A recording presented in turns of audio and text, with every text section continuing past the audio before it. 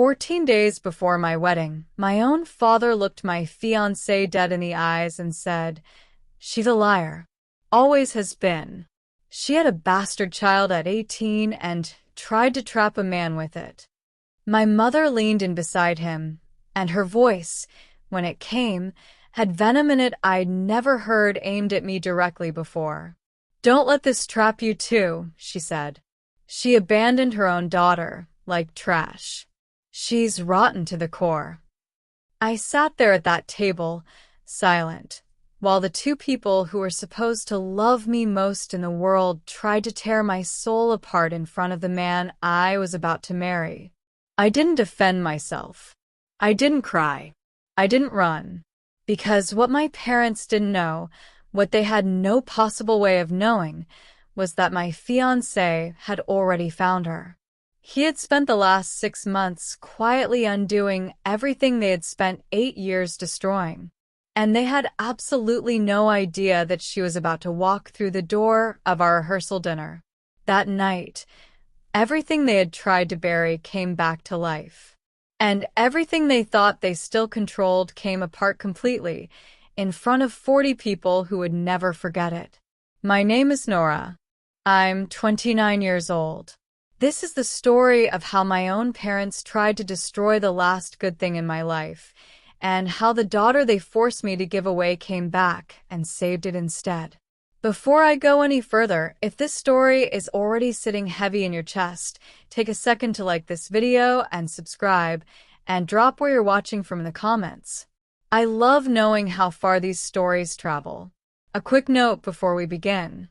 This story contains some dramatized details woven in for the telling. Any resemblance to real people is coincidental.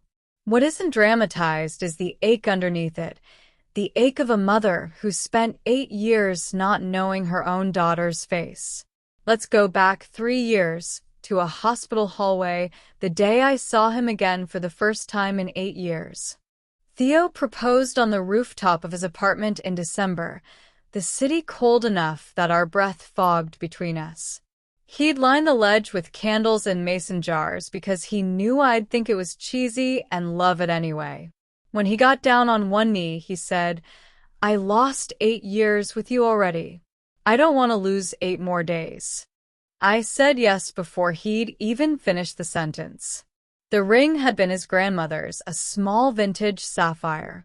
She died when he was 12, and he told me once she was the only person in his family who'd ever really understood him. "Family heirloom," he said, sliding it onto my finger, "for the family we're building." I should have known my parents would find a way to poison it. I just didn't know yet how much there already was to poison. We set the wedding for late March. A church downtown for the ceremony, a hotel ballroom for the reception, 120 guests. I mailed the invitations myself, and my mother called the next day. "White roses are so common, Nora," she said. "What will people think?" I'd chosen white roses because they were simple, because they didn't ask for attention, because I wanted the day to be about Theo and me and nothing else. I didn't say any of that. I just said I liked white roses. She sighed like I'd personally let her down. "Well, it's your wedding." That phrase, "it's your wedding," in my mother's mouth, had never once meant what it sounds like. It meant I was choosing wrong, and she was too gracious to stop me. Theo's family was the opposite of mine in almost every way. His parents drove down from 3 hours north the week after we got engaged, and his mother hugged me for a full minute, crying into my shoulder. His father shook Theo's hand and told him, simply, he'd picked a good one. His sister pulled me aside in the kitchen and said, "I'm so glad he found you again. He was lost without you, you know." I didn't know what to say to that because I had been lost too. I just hadn't been allowed to say so. Not to anyone for 8 years. I handled almost all of the wedding planning alone. My mother offered to help and then criticized everything I chose.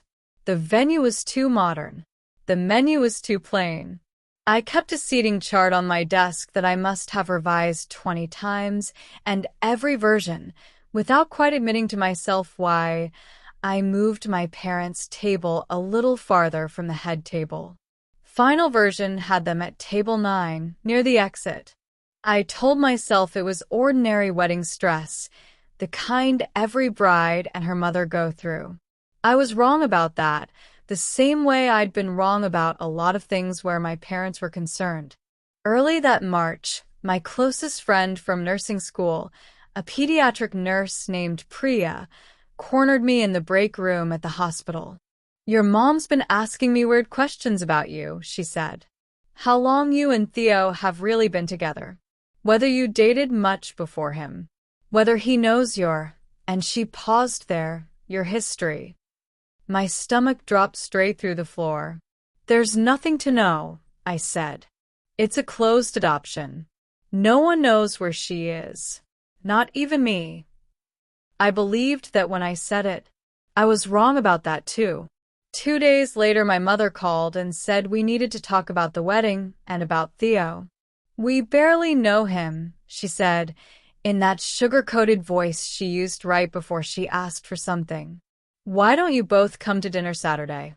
I'm making the pot roast." It wasn't a request. It never was. Refusing would have meant weeks of comments about how I never made time for family anymore, so I said yes. When I told Theo, his face didn't change. He just put his hand on my shoulder and said, "We'll go together." I hung up with a feeling I couldn't name at the time, the feeling of walking toward a trap I could see clearly and still couldn't avoid. Theo said we'd face it together. He had no idea, not yet, exactly what my parents were planning. Honestly, neither did they, because they had no idea what he'd already done. To understand that dinner, you need to understand what my parents had spent 8 years hiding and what it cost to hide it. I was 16, a junior at my high school, when I met Theo in the library. He was 18, a senior, sketching building designs for his architecture portfolio, while I was supposed to be studying for calculus. I asked what he was drawing. He showed me. A house with a wraparound porch, big windows, trees out front. "Someday project," he said. "For when I have a family." He gave me that sketch on my 17th birthday. I still have it, folded along the same creases from when I used to carry it everywhere. We dated for 2 years. He went off to study architecture. I was headed for pre-med. My mother tolerated the relationship the way you tolerate a chore you can't quite avoid. "He's too old for you," she'd say. 2 years wasn't much of a gap at all, but to her it was proof I was already making bad decisions. We were careful. We thought we were. I was 18, a freshman, when I missed my period. I took the test alone in my dorm bathroom. 2 lines. I stared at it for 20 minutes. I should have told Theo first. I was scared and young and stupid enough to believe my mother would help me figure out what to do. So I drove home that weekend and told her, crying, that I was pregnant, that I didn't know what to do. She didn't hug me. She didn't ask if I was okay. She said, very quietly, "You're going to fix this." "I'm not getting an abortion," I told her. Her face went cold in a way I'd never seen before. "Then we'll handle it another way." That was the moment everything changed. That was the moment they took control of my life and never gave it back on their own. Within weeks, my parents had pulled me out of school, told the registrar I was taking a medical leave. I spent the next 8 months technically homeschooled, actually just confined to my childhood bedroom, feeling her move inside me, trying to imagine a way out that didn't exist. They cut off all contact with Theo. Used my own email to send him a message. "I think we should break up. This isn't working," he called. My mother answered my phone and told him I didn't want to talk, that I needed space. He tried for 2 weeks. Then he stopped, because what else was an 18-year-old boy supposed to do against a wall like that? I wanted to run every single day. I planned it more than once. But I was 18, pregnant, with no money and nowhere to go, and my father made the terms explicit. If I contacted Theo, they'd cut me off entirely. No school, no car, no phone. Nothing. So I stayed, and I let them plan my daughter's disappearance one quiet decision at a time. Labor took 16 hours. My mother and father were there. So was a woman from the adoption agency. Gray suit, clipboard, a sympathetic smile that never once reached her eyes. I gave birth to a girl. 6 pounds, 8 ounces. Dark hair. Perfect. Asked to hold her. It's better if you don't, my mother said. Clean break. The agency woman nodded along. It's easier this way. But there was a nurse in the room, young, maybe 25, who looked at me, then at the baby, then back at me, and said quietly, I can give you a couple of minutes. She placed my daughter on my chest. 90 seconds. That's all I got. I tried to memorize everything. The weight of her, the warmth, a tiny birthmark on her left shoulder, shaped like a crescent moon. I whispered that I was sorry.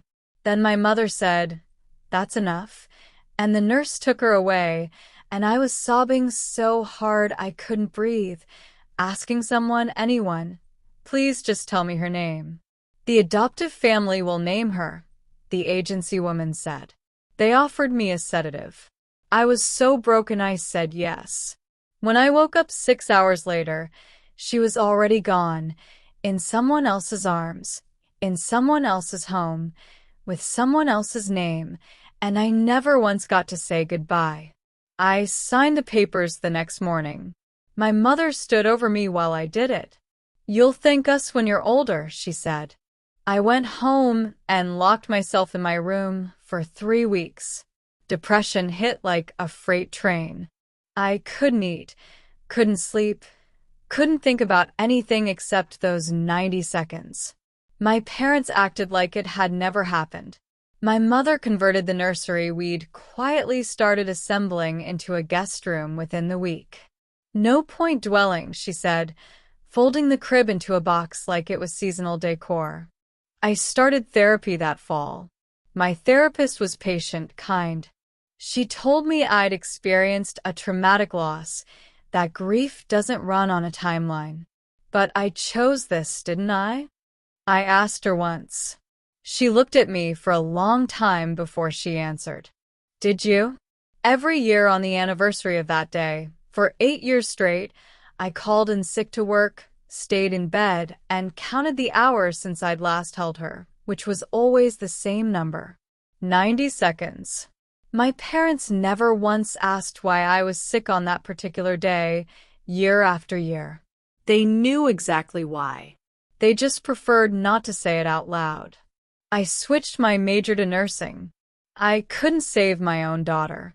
Maybe I could help save someone else's. I graduated, started in pediatrics at a children's hospital, and every baby I held for the next several years was, in some quiet way, a reminder. My therapist said that was either self-punishment or an attempt at healing, and possibly both at once. I kept minimal contact with my parents. Holidays only, conversation that never went below the surface. We never once talked about what had happened, but I thought about her every single day. I built a life that looked, from the outside, completely normal. A job, an apartment, friends, therapy. I even dated occasionally, nothing that ever stuck. But every year, on that same day, I disappeared. The ritual never changed. I'd drive to the hospital parking lot, park in the same spot my parents had parked that night, and sit there. I'd count the years. First birthday, second, fifth. I'd wonder what she looked like, whether she knew she was adopted, whether she ever thought about me the way I thought about her. One year, sitting in that lot, I whispered into the empty car, "You're 5 today." Do you like kindergarten? Do you have my eyes? No one answered, obviously. No one ever did. Priya asked me once why I never tried to find her. I told her closed adoption meant closed, that she didn't want to be found. I was wrong about that too, though it would be years before I understood exactly how wrong. In my apartment, tucked in the back of my closet, I kept a small box. Inside it were birthday cards, one for every year she'd been alive, that I wrote every single anniversary, sealed, and never sent because there was no address to send them to. I wrote them anyway. While I was grieving in that quiet, invisible way, Theo, I would learn much later, was living through his own version of it. He finished school, started an architecture firm with a college friend, dated a few people who never lasted. He told me later that every relationship he tried felt like replacing me, and he couldn't do it. In one of his old sketchbooks, there are pages and pages of house designs. Every single one has the same small detail. A nursery, facing east, labeled for morning light. He told me he never understood, at the time, why he kept drawing it. Then, purely by coincidence, his firm won a contract to design an expansion for the very children's hospital where I worked. He'd be on site for measurements and meetings. I was doing rounds on the pediatric floor when an administrator walked in with an architect to measure the space. The architect turned around and I saw him. 8 years. He looked older, sharper. But it was him. We made eye contact and for a moment, time genuinely stopped. Nora Bellamy, the administrator said, "This is Theo Langford, from the architecture firm." Actually, Theo said, "We know each other." I couldn't speak. He asked if I wanted coffee. An hour later, we were sitting in the hospital cafeteria, 2 cups going cold between us, and we talked for 3 hours straight. "I never stopped thinking about you," he said. "I never understood why you left." I told him the truth. Most of it anyway. I told him my parents had forced us apart, that I'd been pregnant when they separated us, that I'd had a daughter, given up for adoption, and that I had no information about where she was. What I didn't tell him, because I genuinely believed it myself, was that the baby might have been his. The timeline was close but not certain in my mind. We'd broken up in January. In my grief and my confusion, I'd convinced myself I must have gotten pregnant sometime after, with someone else, in some blur I could barely remember. Trauma doesn't organize itself neatly. I was wrong about that too, but I wouldn't know it for 2 more years. We started seeing each other again, slowly, carefully, 2 people wounded in different ways learning how to trust the same person twice. He asked about my daughter often. "Would you ever want to find her?" he asked once. "Every single day," I said. "But I don't have the right anymore." I gave that up. That fall, he started coming with me to therapy sessions, couples counseling with a therapist who specialized in adoption trauma. He listened, asked careful questions, took notes I assumed were just for him. I didn't realize, not until much later, that he was already building something. The night he proposed, after I said yes, I told him something I should have said long before that moment, about the timing of the pregnancy, about my own uncertainty. I got pregnant right around when we broke up, I admitted. And I always assumed it happened after, with someone else. I was so messed up back then, I don't even trust my own memory of that time. I should have told you this before you proposed. He went quiet for a long moment. "Is there any chance," he finally asked, "that she could be mine?" I thought about it honestly for the first time in years. "I don't know," I said. "Maybe." The timeline overlaps. His face changed. Not anger. Something closer to determination, the specific look he got when he was solving a structural problem that mattered. "If she's mine," he said, "if our daughter is out there, I need to know." I know closed adoption means closed, but there are ways to find things out now that didn't exist 8 years ago. I told him to let it go, that we'd never find her, that hoping would only hurt worse.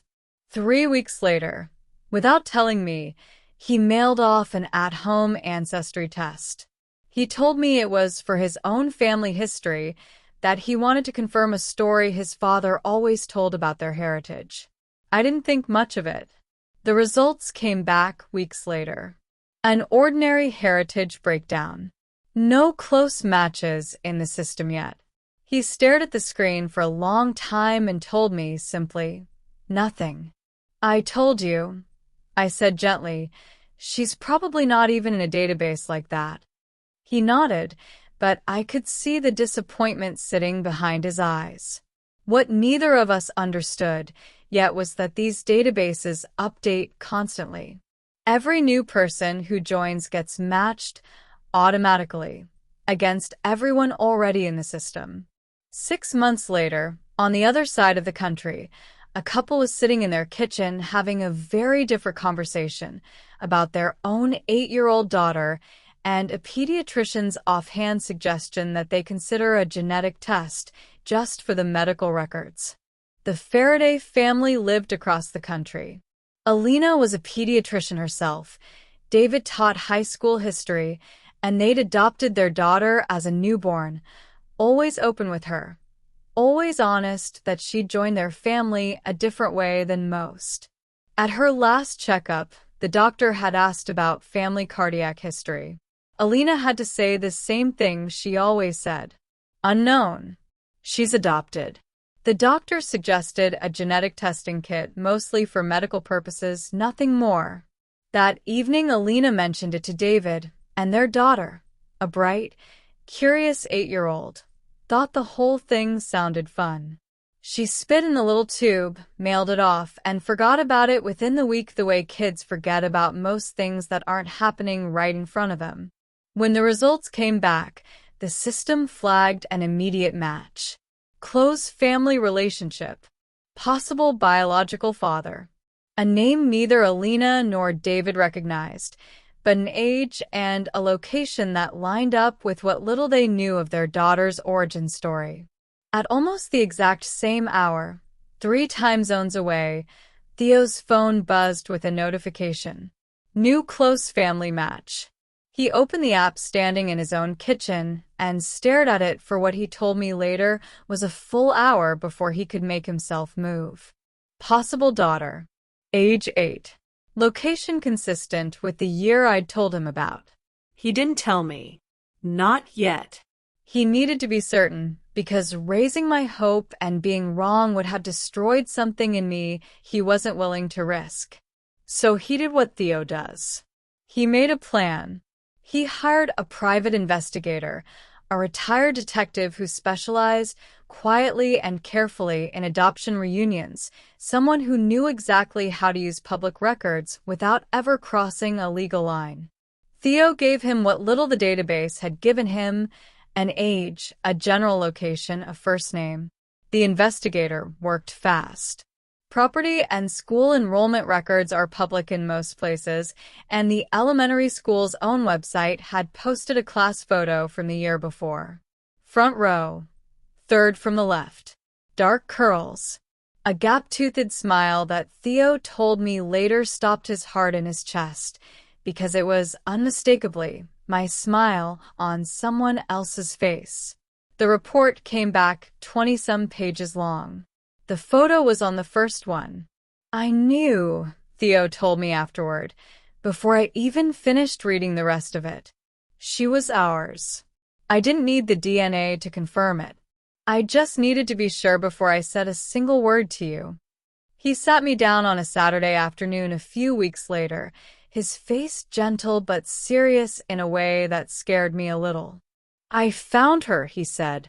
I genuinely thought he was joking. Found who? He showed me his phone.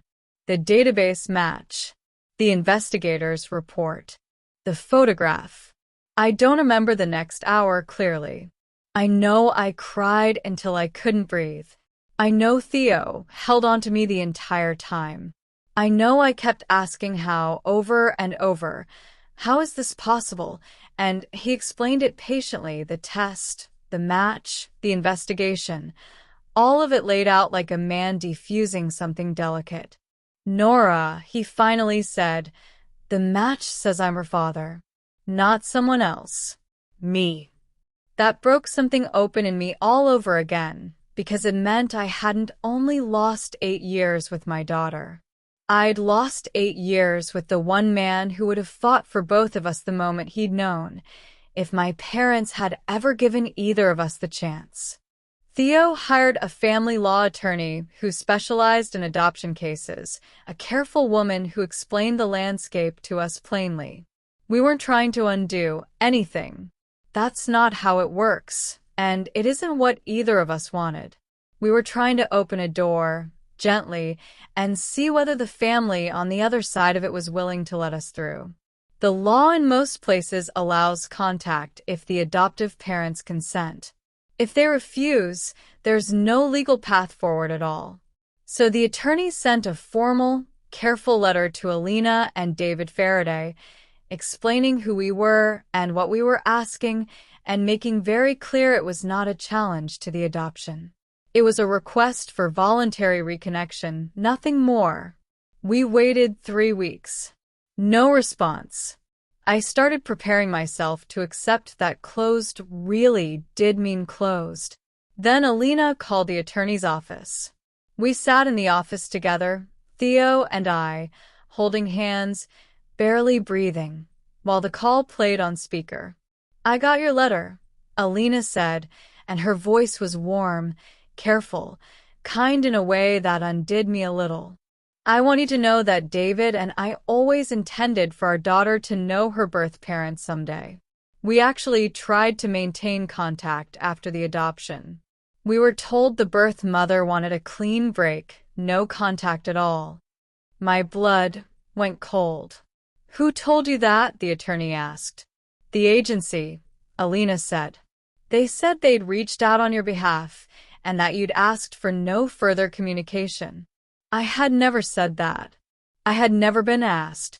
My parents had answered for me, the same way they'd answered for me my entire life, and I hadn't even known there was a question on the table. Alina went on. She asks about her birth mother every year, around her birthday. We've always told her we'd help her find you when she was ready. We had no idea you were looking too. Theo and I were both crying by then. Alina said something I've never forgotten. We're not threatened by you.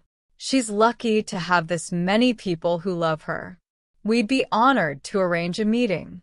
We set it for a Saturday in February, supervised by a family therapist, 1 hour, at the Faraday home.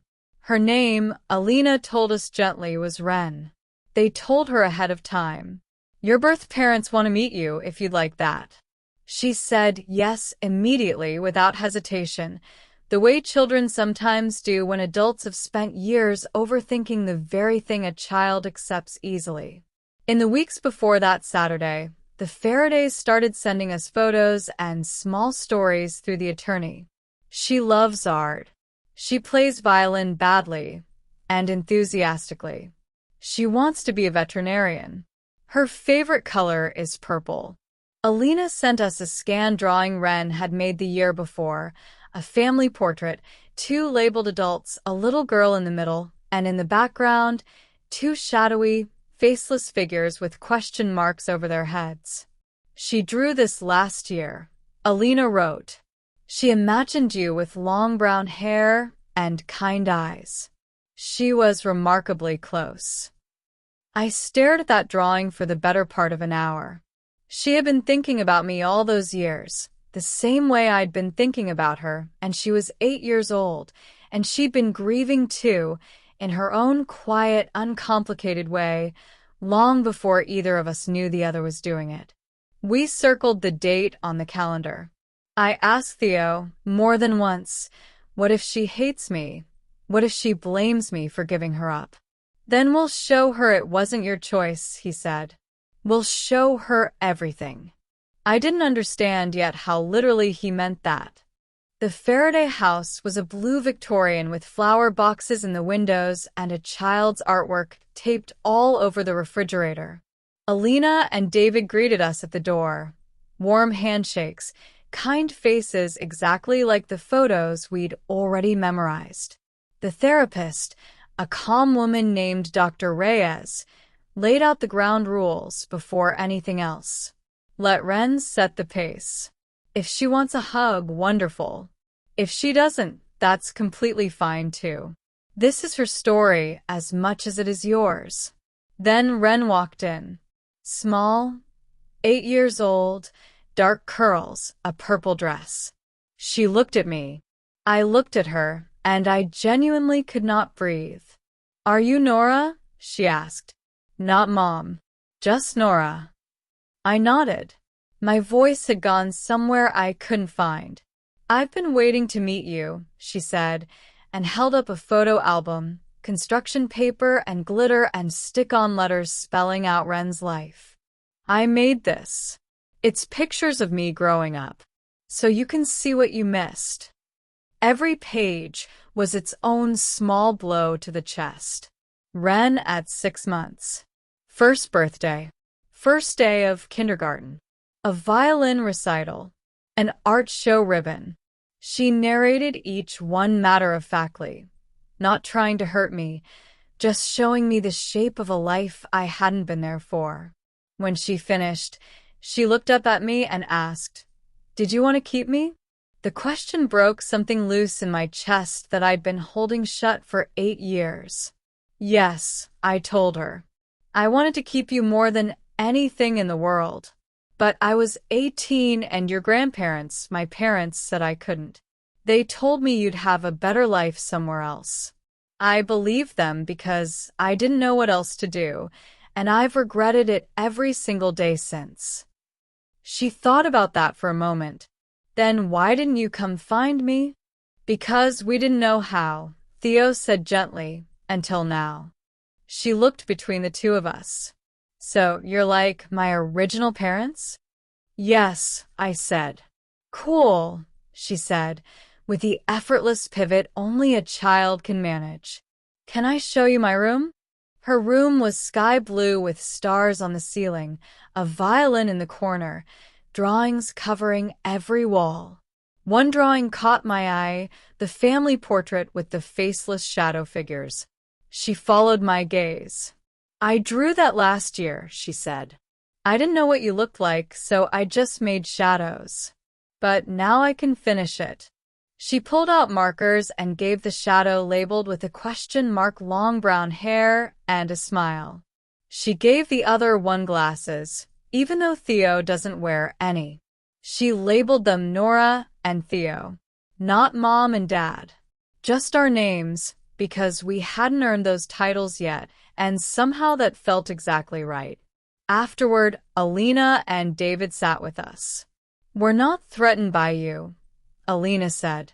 She's lucky to have 4 parents who love her. David added that they'd always believed adoption didn't mean someone hadn't wanted you. It meant more people did. We agreed on a plan.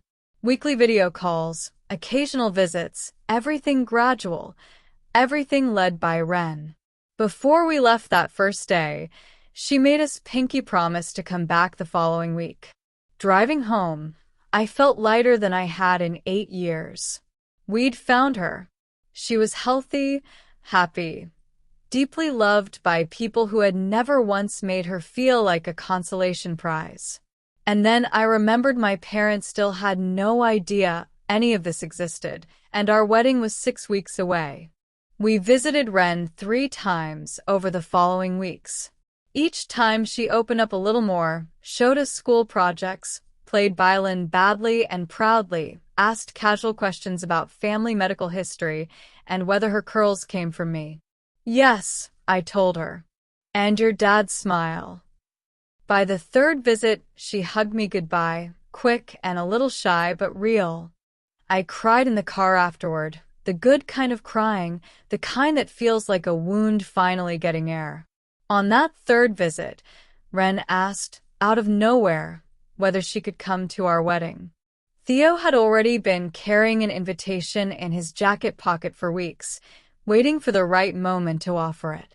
That night we talked about whether to tell my parents before the wedding, or simply let them find out afterward, once Ren was already safely woven into our lives. We should protect her from their reaction, Theo said. Maybe we wait. I agreed. It was the wrong call, though not for the reason I expected. On a Friday afternoon, my mother was driving through the city to visit a friend. She stopped at a red light and saw him. Theo walking with a little girl, holding her hand. My mother's heart, she told me later in anger rather than confession, nearly stopped. The girl looked exactly like me at that age. Same dark curls. Same walk. She followed them. Watched Theo drop the girl off at a house she didn't recognize, wrote down the address, and spent the next 24 hours doing what my mother has always been terrifyingly good at. Digging. Property records, school directories, whatever a determined, furious woman with a car and a phone could find on her own. By Saturday morning, she knew everything. She and my father showed up at my apartment the next morning while Theo was out. I opened the door to find them pushing past me before I'd even said hello. We need to talk about the child, my mother said. What child? Don't lie to us. We saw Theo with her. You found her, my father said, after we explicitly told you the adoption was final. You told me a lot of things that weren't true, I said. My mother's face went red. We gave you a chance to move on with your life. And this is how you repay us, dragging up the past right before your wedding. I was gripping my coffee mug so hard it cracked in my hand. I didn't even notice until later. Get out, I said. They didn't move. My mother's voice dropped into something colder. If you don't end this immediately, we'll tell Theo the truth about you. He already knows, I said. She laughed, actually laughed. Does he know you had no idea who the father even was? Theo is the father, I said. The test proved it. Her face went white.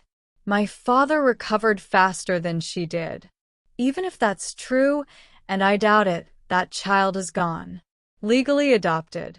You have no claim. We're not trying to take her, I said. We're trying to be part of her life.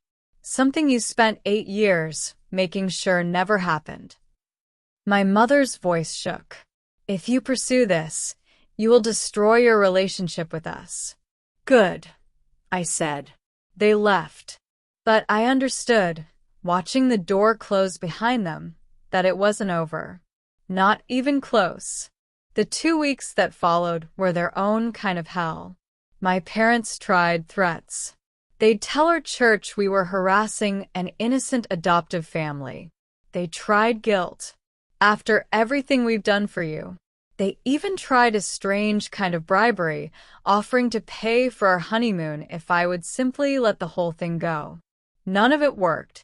I blocked their number on a Thursday afternoon. That's when they decided to go around me entirely. If I wouldn't listen to reason, my mother said in the last call before I blocked her, then Theo deserved to know the truth about who he was marrying. He knows everything, I told her. Unlike you, we believe in honesty. A few days later, a formal dinner invitation arrived in the mail, the old-fashioned kind, thick cardstock, my mother's careful handwriting.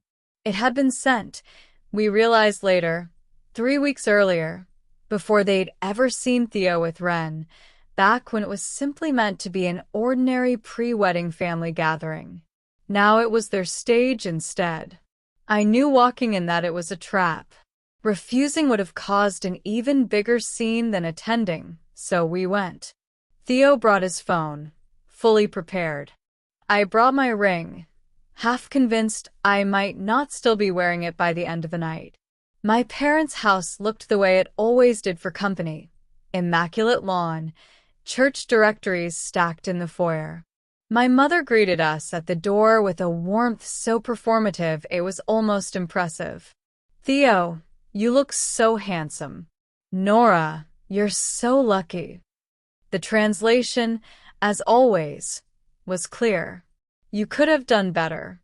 The table was set formally, good china, pot roast in the center, exactly as promised. My father said a long grace, pointed and strange, all about honesty and truth in marriage. My mother served the roast. Then, just as I was lifting my fork for the first bite, my father looked directly at Theo and said the words that would end up opening this entire story. There's something you need to know about Nora before you marry her. She had a baby 8 years ago. She gave it up for adoption and never told you. Theo set his fork down very calmly. I know. My mother blinked. You know. Nora told me over a year ago, he said. My father recovered fast, his voice climbing louder, sharper. Did she tell you she has no idea who the father is? That she was running around with other men after we separated her from that boy, and that baby could have been anyone's. I started to stand.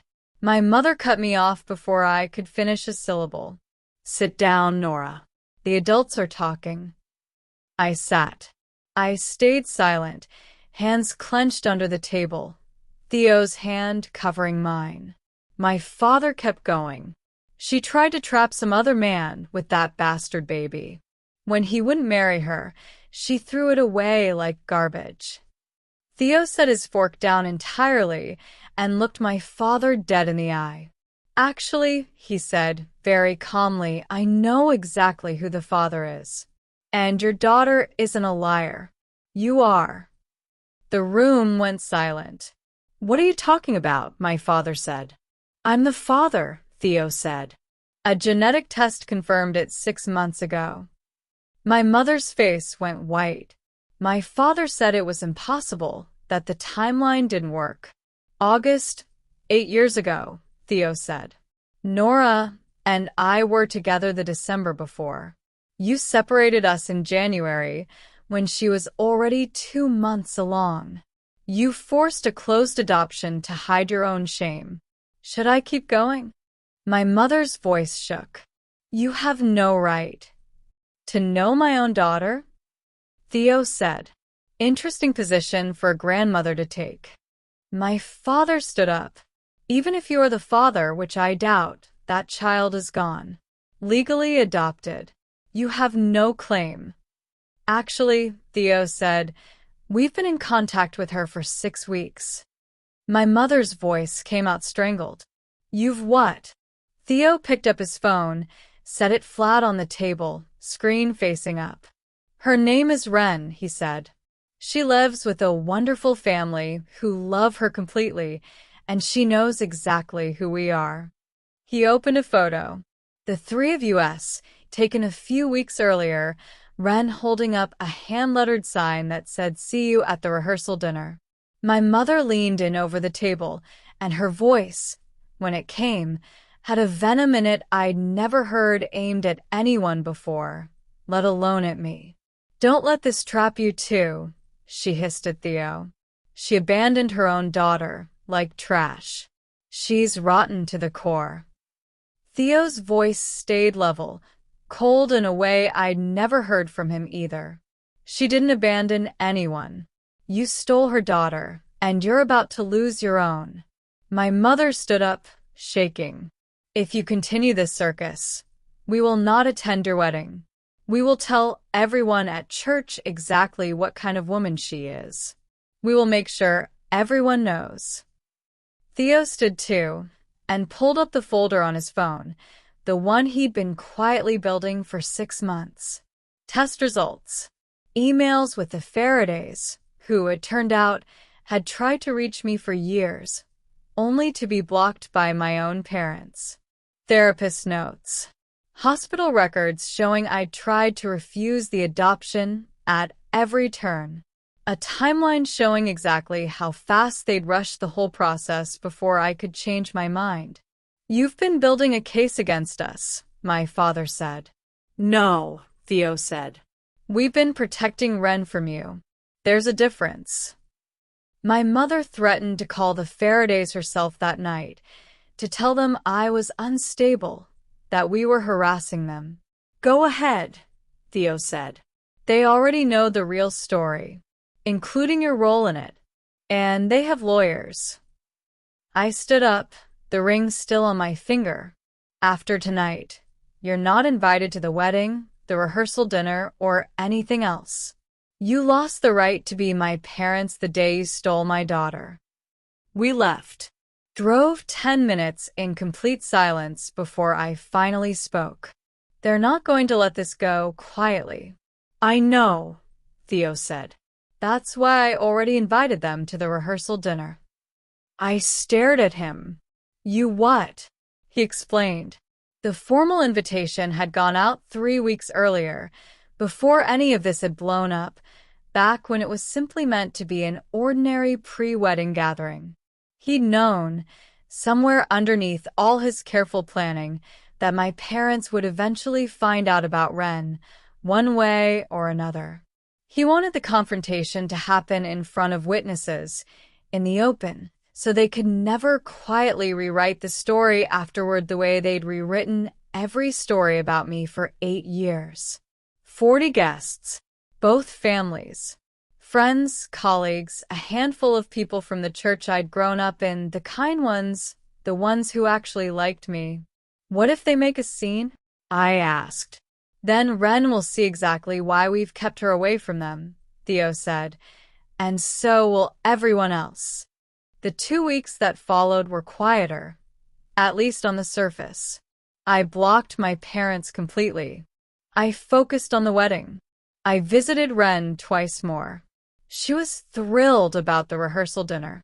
Alina helped her pick out a white dress with a purple sash so she'd match, in her own words, the wedding colors. What if this backfires? I asked Theo one night. What if it traumatizes her? She's stronger than you think, he said. And she deserves to know the truth about why her family looks the way it does. The rehearsal dinner was held in a private room at a hotel downtown, combined with a welcome gathering for out-of-town guests, 40 people total. Theo's family, my hospital colleagues, his business partners, a handful of church members, the progressive, kind ones, and the Faraday family, seated at a table near the exit, so they could leave quickly with Ren if the evening turned the way we suspected it might. My parents arrived late, making an entrance the way they always did. My mother in navy and pearls, my father in a suit, both of them looking exactly like the respectable, church-going couple everyone in that room believed them to be. Theo's sister leaned over and whispered, "They actually came. You ready?" No, I said. But let's do it anyway. Dinner started. Speeches began. The best man told a story about Theo in college. Priya told a story about me, from nursing school.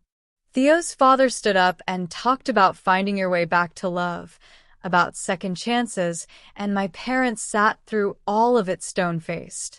Then Theo stood up, and the room quieted. Most of you know Nora and I dated in high school, he said. What you might not know is that we broke up for 8 years. Family issues. Bad timing. His eyes flicked briefly to my parents. 3 years ago we found each other again, and this time, nothing was going to keep us apart. He looked at me. Nora is the strongest person I've ever known. She survived things that would break most people, and she's done it with more grace than I know how to describe. He paused. There's someone else who wants to say hello. He gestured toward the door. It opened, and Alina walked in, holding the hand of a little girl in a white dress with a purple sash.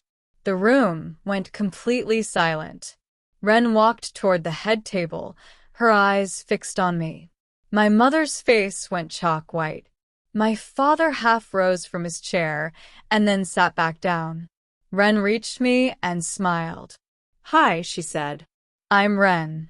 Then she turned to face the room, small voice, but clear enough to carry. I'm Nora and Theo's daughter. Well, biological daughter. I have 2 moms and 2 dads. It's kind of cool. Someone near the back asked quietly, You have a daughter? Priya stood up. Yes. And it's a beautiful story. Let them tell it. Theo explained briefly and factually. 8 years ago, we'd been separated. I was pregnant with his daughter, though he hadn't known it at the time. My family had arranged a closed adoption. A genetic test had brought us together again, and Ren's adoptive parents had been generous enough to let us reconnect. Alina stood, her hand on Ren's shoulder. She's lucky to have this many people who love her. We're honored to share her with Nora and Theo. My mother stood up, her voice shaking. This is completely inappropriate. This child shouldn't be here. Theo's sister said, Excuse me, who are you? I'm Nora's mother. The same mother who forced an 18-year-old to give up her baby? We did what was best for her. Theo's father cut in. For who? Certainly not for Nora. Certainly not for this little girl. The whole room was looking at my mother now. My father tried to pull her toward the door. She shook him off, turned to Ren, and said coldly, You don't belong here. Ren looked up at her, small, steady. Are you my grandma? My mother didn't answer. Nora told me I have grandparents who didn't want me to exist, Ren said. Is that you? Dead silence. It's not that simple, my mother finally managed. It sounds pretty simple, Ren said.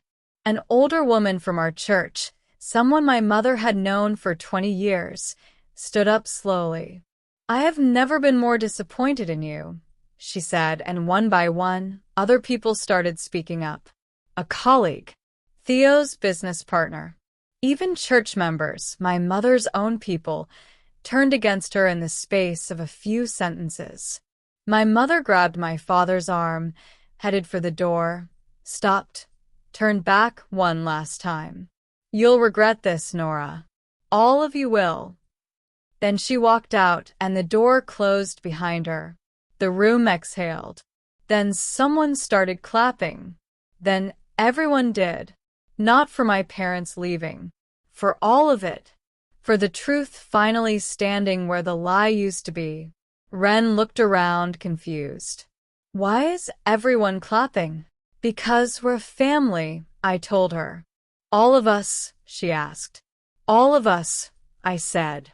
She looked up at me, shy, hopeful. Can I call you Mom? Or is that weird since I already have a mom? I was crying too hard to speak clearly. You can call me whatever feels right.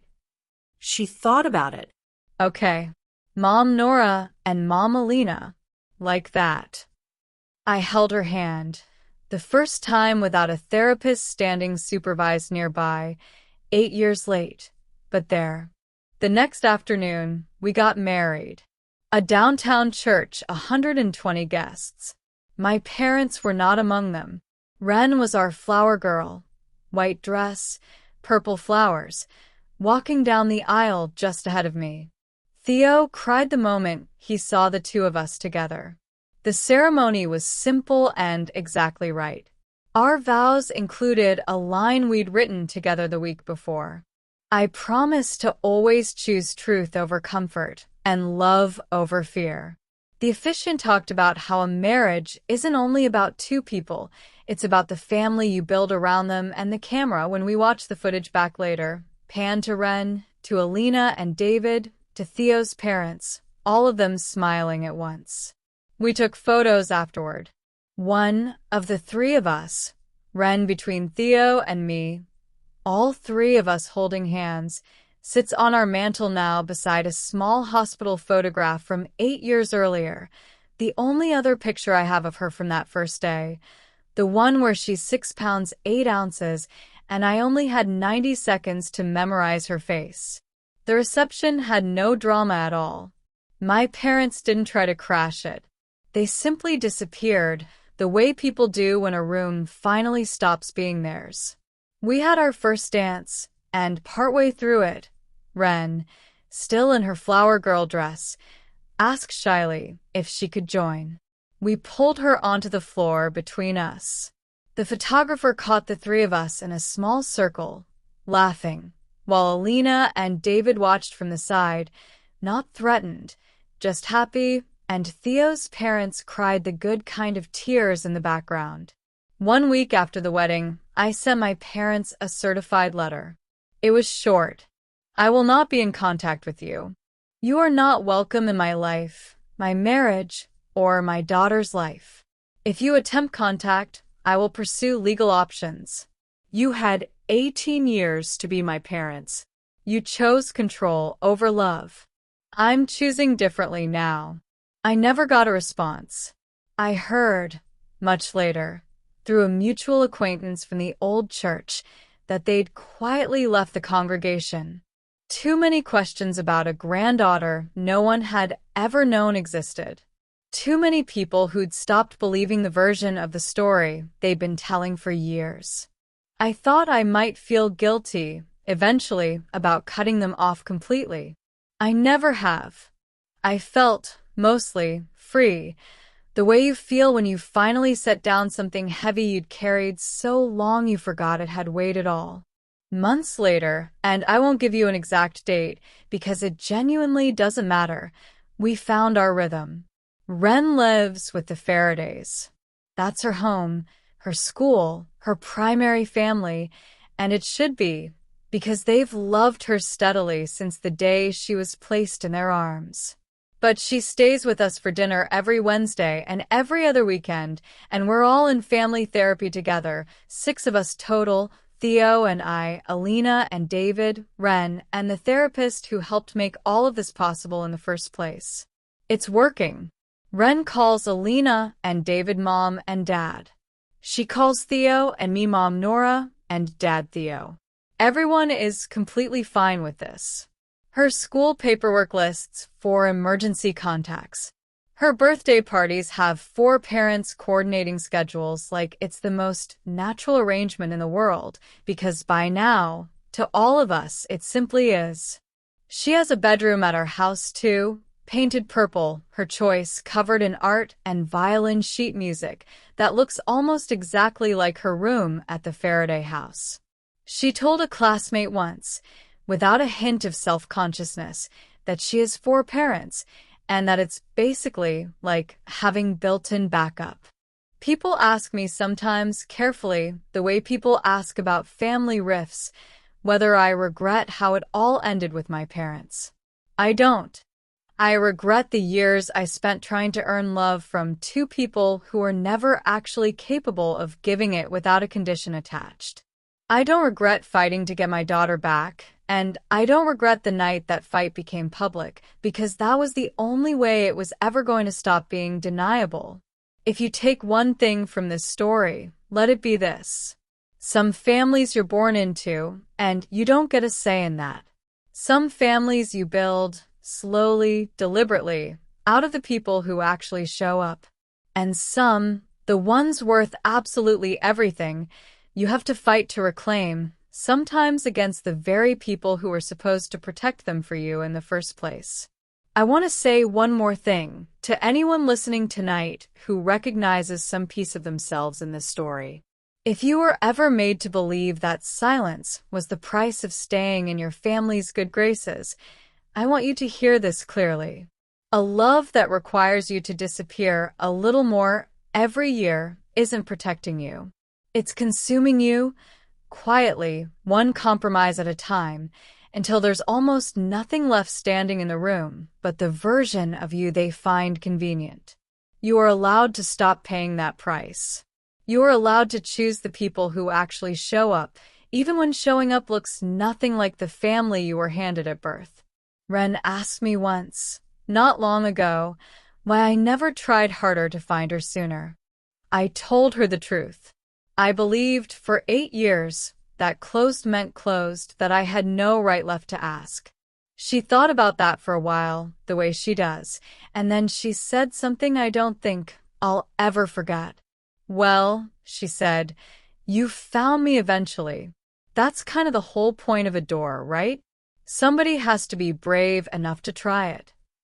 I think about that more than almost anything else from this whole story. Somebody has to be brave enough to try the door. Theo was. Eventually, so was I. If this story meant something to you tonight, I would love to hear from you in the comments. Tell me where you're watching from, and rate this story from 1 to 10. It genuinely helps me know what resonates with you, so I can bring you stronger stories going forward. A final note, as always. This story includes some dramatized details woven in for the sake of the telling, and any resemblance to real people or specific events is coincidental. But the lessons in it, about truth, about the family you choose, about the doors worth trying twice, those are as real as anything I know. Thank you for spending this time with me tonight. If you're new here, please consider subscribing. There are many more stories like this one waiting for you.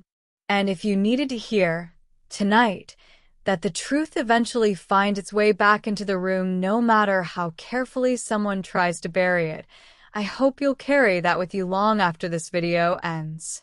Take care of yourselves and take care of each other. I'll see you in the next story.